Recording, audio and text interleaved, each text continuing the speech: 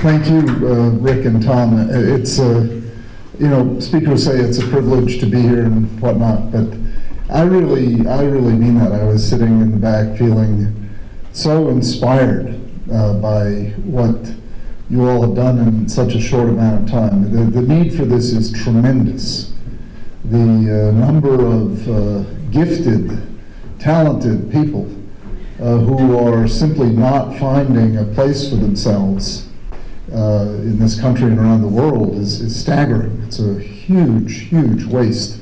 And I look forward to InventiveLabs being around the world. There's a great need, and particularly as people discover the shortcomings of the typical college experience, to be able to take an idea and come to a place as marvelously laid out as this and brainstorm and turn it into a business.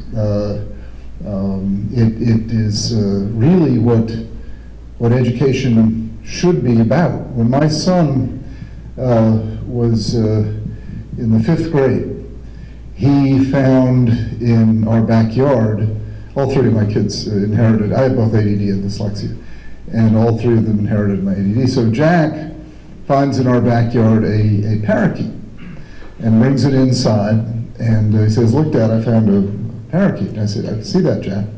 And he said, "His name is Paris." And I said, "How do you know that?" And he said, "Well, that's his name." Like they'd had a conversation, you know. And so we went down to Walgreens and bought a bird cage and put Paris in the bird cage, and I figured Paris would die. And Paris didn't die. And Jack went off to school. All three of my kids went to Shady Hill School in Cambridge. And he got talking to the shop instructor. He wasn't even taking shop. And it was a woman. And unbeknownst to me, they got talking about the bird. And one night Jack's falling asleep, and he has a smile on his face. And I say, "Jack, what are you smiling about?" He says, "My bird cage." I say, "Oh." Well, about 2 months go by. And one day he says, "Dad, you've got to come to school today and pick up the bird cage." I say, "Okay." And he says, "And bring the Suburban." I can stand in this bird cage. It's the biggest bird cage I'd ever seen outside of a zoo, you know, and it was, without doubt, the most important thing Jack did that year in school. Never appear on any transcript. Never appear in anything that will make it to HR, you know. But boy, oh boy, is it written in the sinews of his soul. That bird cage. You see, because he conceived of an idea, and then with the guidance, he executed it. He carried it off. The mentor was able to expand his horizons, was able to say, "Think big," literally.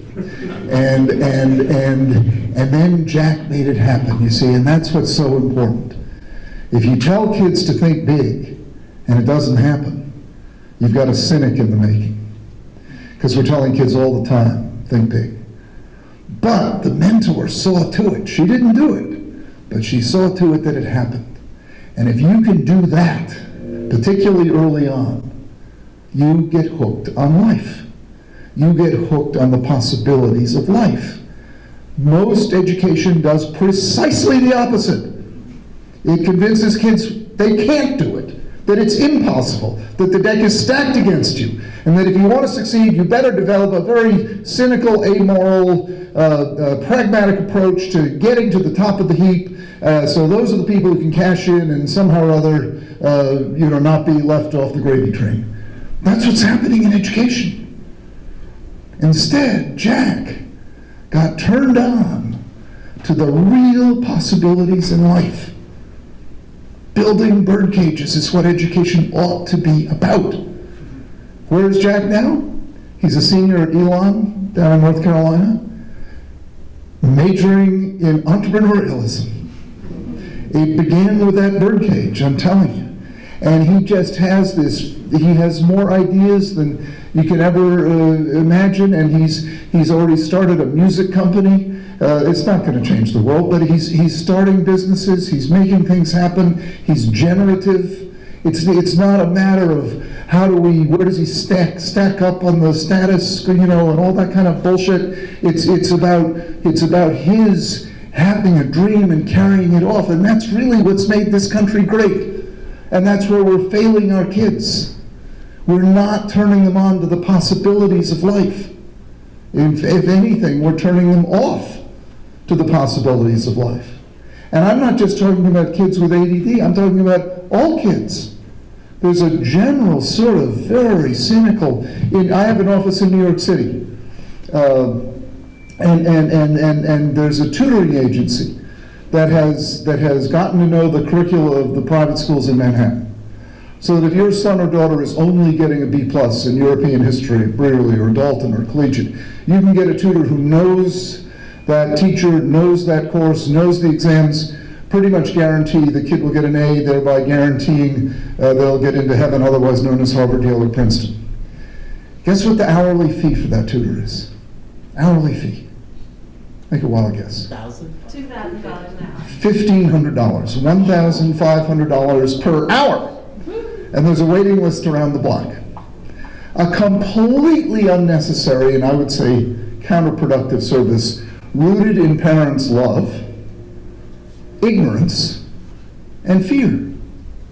A completely giving up on building a birdcage, on faith in the natural development rooted in curiosity and drive and just knowing that people want to generate, people want to create, people want to make things happen.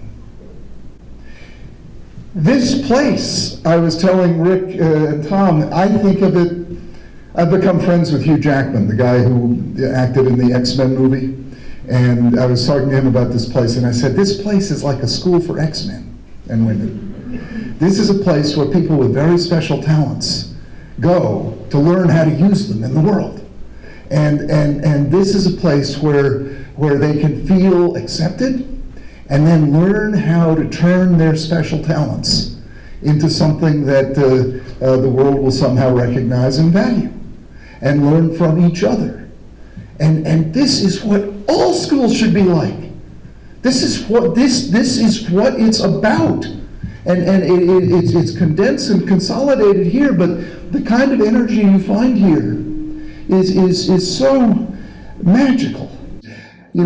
I have ADD and dyslexia. When I was growing up, we didn't talk about ADD and dyslexia. So I show up for first grade. I'm 65 years old, so 1955, down in Chatham on Cape Cod. And what are you supposed to learn to do in first grade? Read.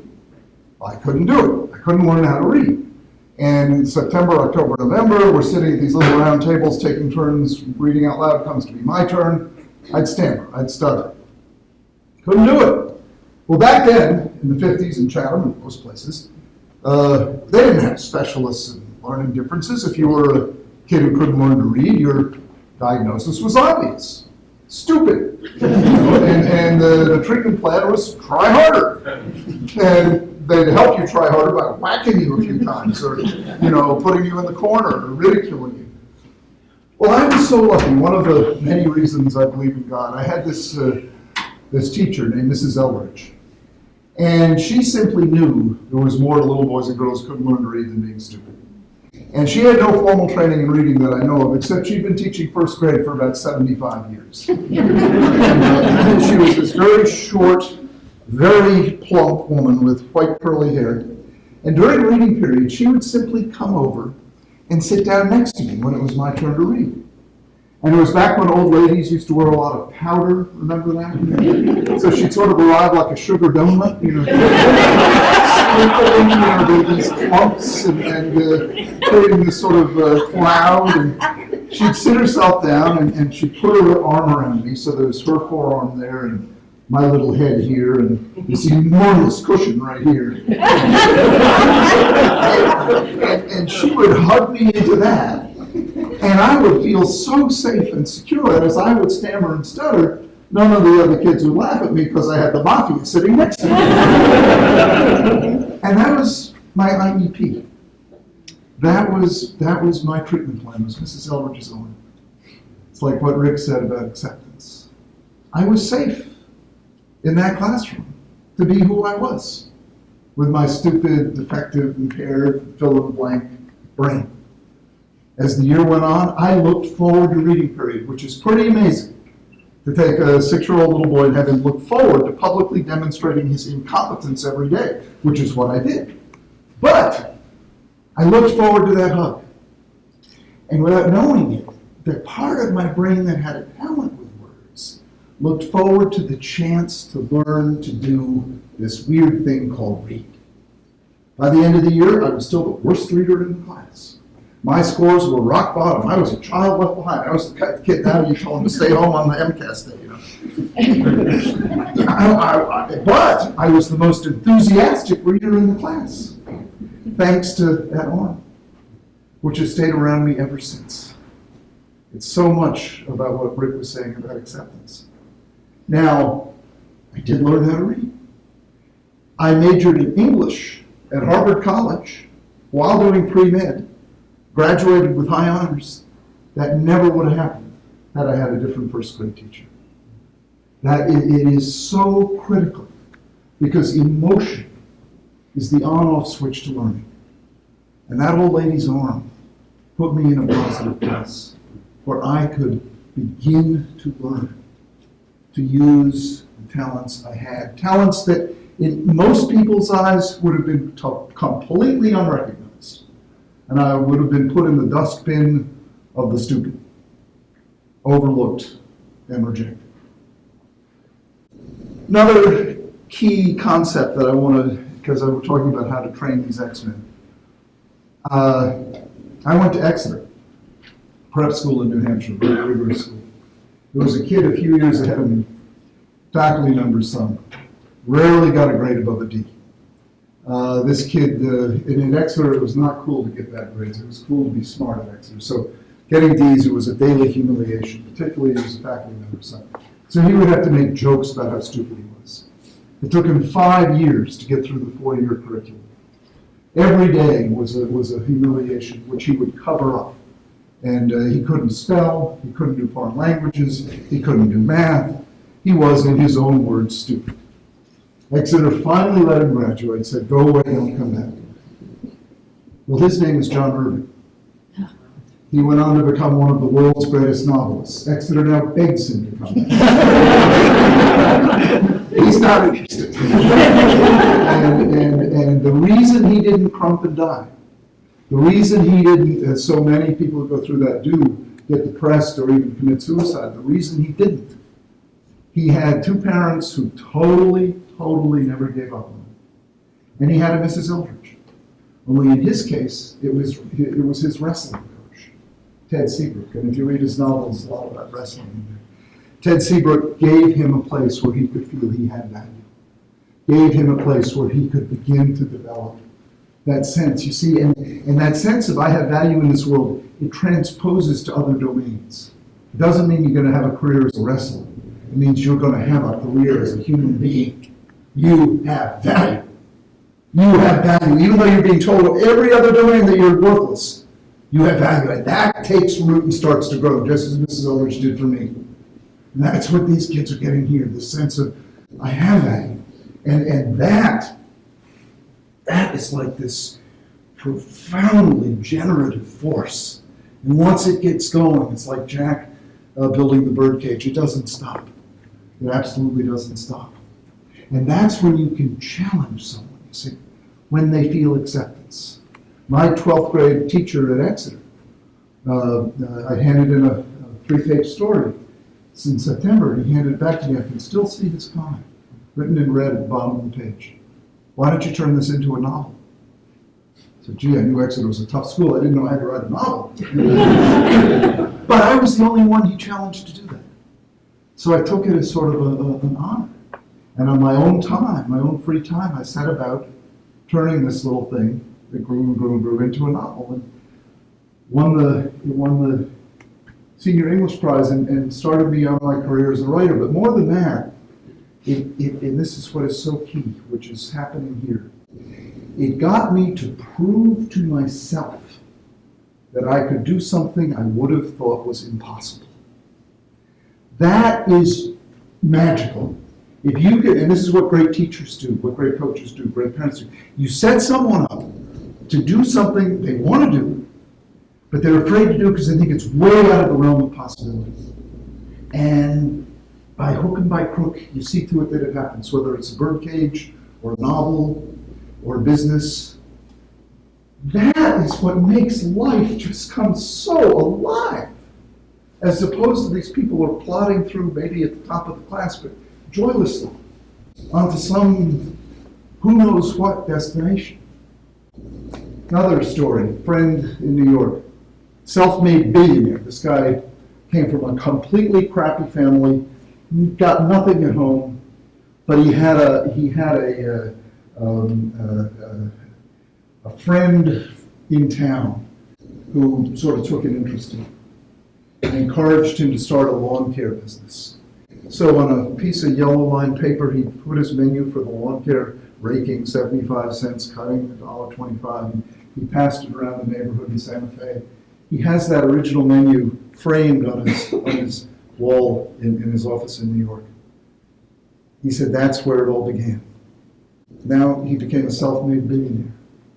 And now he's off starting his next business, working with Roger Federer and to start getting into the sports and entertainment business from the world of hedge funds.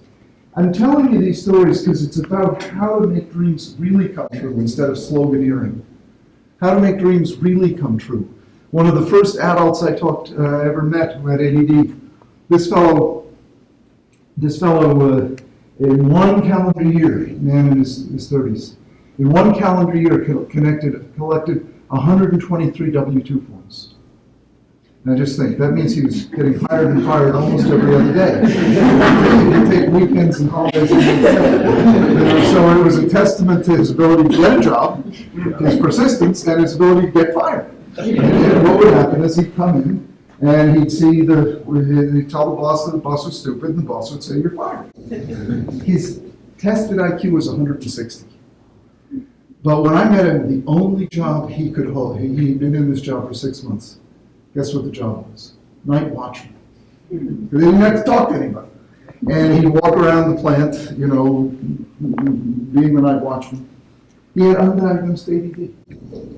Once we diagnosed his ADD, got him treated, 6 months later, he's managing the company he had been the night watchman at.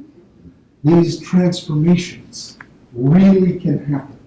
Really can happen. Another story. A friend of mine grew up in Utah, Mormon family, valued education.